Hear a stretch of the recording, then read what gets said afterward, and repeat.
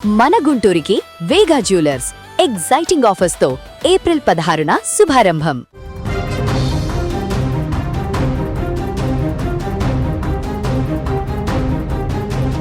Hormuz పై America పట్టు బిగించిందా?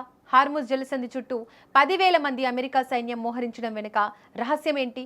America చెప్పినట్లుగా Hormuz ను స్వాధీనం చేసుకుంటారా అంటే ప్రస్తుత పరిస్థితి చూస్తే కాదనలేని నిజం. సముద్ర గర్భంలో మోహరించిన జలంతర్గాములు, తీరంపై కన్నేసిన వైమానిక దళం వెరిసి ఇరాన్ చుట్టూ మృత్యు వలయం సిద్ధమైంది.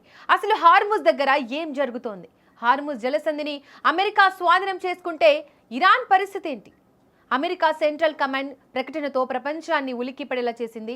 ఇరాన్ పోర్టులపై పూర్తిస్థాయి దిగ్బంధనాన్ని అమెరికా విజయవంతంగా అమలు చేసింది.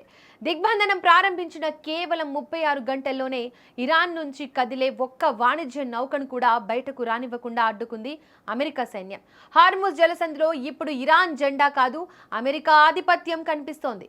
ఇరాన్ ఆర్థిక మూలాలను దెబ్బతీస్తూ ఆ దేశానికి వచ్చే ప్రతి దారిని అమెరికా దళాలు మూసేశాయి. ఇది కేవలం హెచ్చరిక కాదు, ప్రత్యక్ష యుద్ధానికి సంకేతం. సుమారు 10,000 మంది అమెరికా సైనికులు, మెరైనర్లు, వైమానిక దళ సిబ్బంది ఇప్పుడు ఇరాన్ పోర్టుల ముంగిట కవాతు చేస్తున్నాయి. అత్యాధునిక యుద్ధ నౌకలు, విధ్వంసకర మిస్సైళ్లతో హార్ముజ్ తీరాన్ని అమెరికా చుట్టుముట్టింది.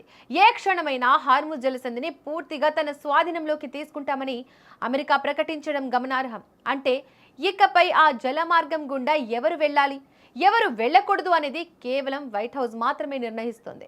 ప్రపంచవ్యాప్తంగా సరఫరా అయ్యే ముడి చమురులో దాదాపుగా 30% ఈ చిన్న జలసంధి నుంచే వెళ్తుంది. ఇది మూతపడితే ప్రపంచం అంధకారంలోకి వెళ్తోంది. చమురు ధరలు ఆకాశాన్ని తాకుతాయి. ఇరాన్ తన ప్రధాన ఆయుధంగా ఈ జలసంధిని వాడుకోవాలని చూస్తుంటే అమెరికా దాన్ని తన గుప్పిట్లోకి తీసుకొని ఇరాన్ చేతులు కట్టేయాలని చూస్తుంది. ఇరాన్ గుండెకాయపై అమెరికా కాలు పెట్టినట్టుగా ఇప్పుడు పరిస్థితి మారేలా కనిపిస్తోంది. అయితే హార్ముజ్ జలసంధిని తమ స్వాధీనంలోకి తీసుకున్నామని అమెరికా సెంట్రల్ కమాండ్ ప్రకటిస్తున్నా ఇరాన్ దీనిపై నోరు మెదపడం లేదు.